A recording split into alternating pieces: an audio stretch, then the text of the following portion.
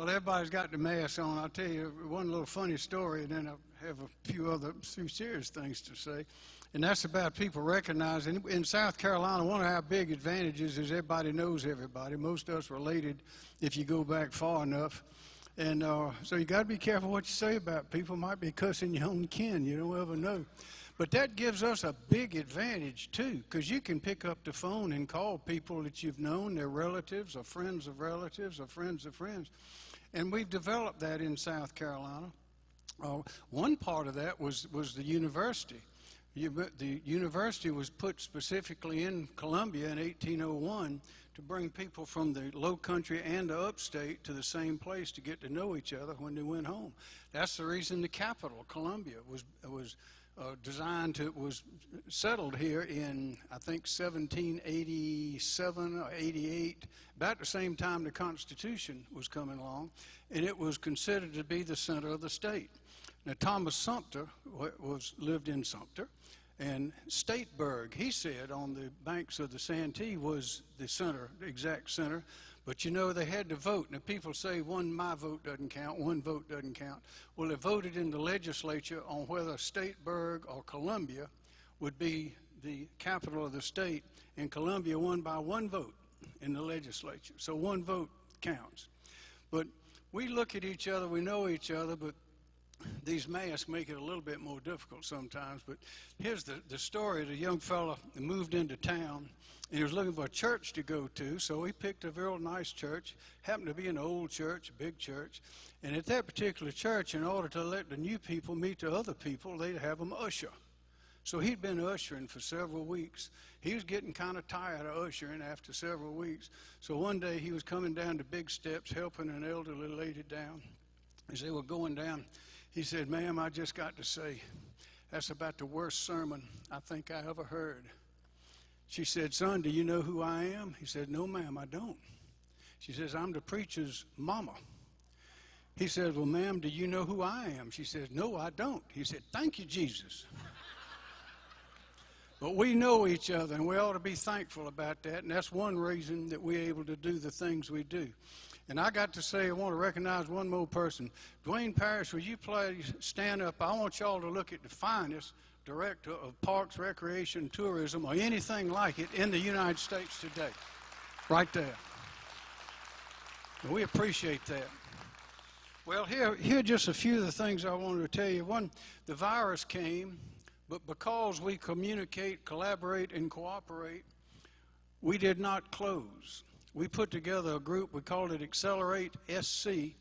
It was business people, academics, school teachers, college professors, all sorts of folks, law enforcement, everybody in between, health people.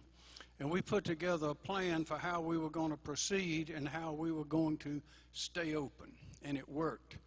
And you'll notice that there's some of the other states, they went way overboard. They didn't think it through, I don't think. I think they had the same facts we did, but we saw it a little differently. We slowed down, but we didn't shut down. Other states have shut down, they're not open yet, and they're going to have a hard time getting back up.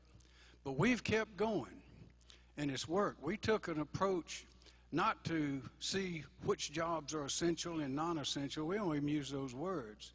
We looked at which jobs, which activities, which circumstances put people face to face or touching the same things over and over again that would lead to the quick spread of the virus. And those are the ones that we closed or limited for just as short a period as possible and then opened right back up. So we never closed, and that has gotten, the word has gotten around. There were a few other states that did it like we did, but not many, only 3 or 4. But that has given us yet another advantage of things that we can talk about, that we are coordinated, cooperate enough and communicate with each other that no matter what comes, including hurricanes and tornadoes, we can handle it and people can come here to visit to see what we have to offer. In fact, a few months ago, we were sitting at the Emergency Management Division talking about the virus, making plans for, at that time, for testing, which is, by the way, we've got a great testing regimen going. And we were studying that and planning for more and more things to come. And the next subject of conversation was the hurricanes that were building up out in the Caribbean. And so then we looked up on the screen because we just had tornadoes up in Seneca and around there. Everything hitting at the same time right here in South Carolina. But the hurricanes never came. The tornadoes did. They're the worst we ever had. We've never had anything like this pandemic, but we're coming out of it quicker and better than probably any place in the United States. And that is because of you. That is because of the people of our state. And I tell these business leaders when they come in, I tell them, people looking to invest billions of dollars, hundreds of millions of dollars, they want to hire our people to work in their business to make their company grow. Why do they come here? And they all tell me the same thing. It's because of the people. It's the people of South Carolina they say are different. The chairman of BMW a couple of years ago said that South Carolina is a handshake state. When somebody shakes your hand and gives you their word, they mean it. They do what they say. They're determined, they're sharp, you can trust them, they'll come to work, and they'll deliver. I said, well, isn't everybody like that? They said, no, everybody's not like that. And I think back to Mark Clark, who was the general in World War II and was later president of the Citadel. He said that there's more patriotism per square inch in South Carolina than any place in the world. See, all those things matter. And our history, going way back to 1670 and going through all the wars and everything we've been through, all sorts of hardships, hurricanes, floods, even earthquakes that were felt up in New York State and beyond, all of those things are now people that came from different places, been through all that together. It has resulted in something. We're living in paradise. We know that from the rivers and the beaches and the ocean and the mountains. I mean, we are in paradise. You can't find a prettier place or a prettier place with more variety of places. And when you put this kind of people that have come over the years from different places in different conditions and have struggled, have failed, have succeeded, have had great achievements, then you end up with some people that are different. Every state's got great people, but they also have little different flavors. And ours is one that right now is the one that is sought by people all over the world when they want to risk investing hundreds of millions or even billions of dollars. So that is the good housekeeping seal of approval times 1,000 right there. So the reason we're able to do the things we do is because of the people that we have, who listen to each other, trust each other, respect each other, behave themselves, and are looking to the future for their children. And I will tell you this, we go get the schools back open, we go get the children in the schools, because we realize that this delay is not helping. It's hurting, and it has important ramifications. But I can assure you we're working on it just as hard as we can to get all those school districts to open back up face-to-face, 5-day-a-week education for those young people. So what do we have going on? We know this because we did not close down. The home sales this January, last month, were 19% above the January last year. We know the home builders have said this is one of their best years. And they say that the fact that we did not close down, as they did in other places, has allowed them to thrive, and they still are. We know last year we stayed open. We only had a few spectators, not many, but we had the RBC Heritage Golf Tournament last June down in Hilton Head, and we're getting ready to have it again in April. We're also getting ready to have the PGA Championship on the Ocean Coast course in Kiowa, which is one of the most beautiful in the world. We have fishing tournaments all over the place. I didn't know there was a Major League Fishing organization until recently, but you've heard of Major League Baseball. Well, there's Major League Fishing too, and they were going all over Lake Murray to have contests. But also, look, at Lake Murray is 60,000 acres. Lake Marion is 110,000 acres. Lake Moultrie is 60,000 acres.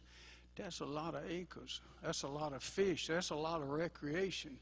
And when you get out in a boat or you're fishing and you're doing that kind of thing, it's something good for you. There's something good, something about the outside of a fishing boat that's good for the inside of a man or a woman, Dwayne.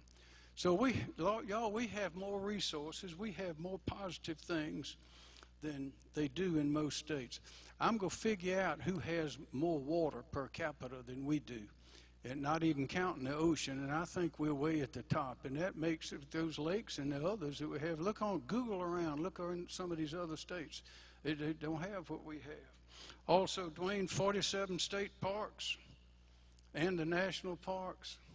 You see what we're doing, the way I'm approaching this on your behalf, which is an honor to do, is there three things we have to be very careful about, and we have to work hard to make stronger and better and protect.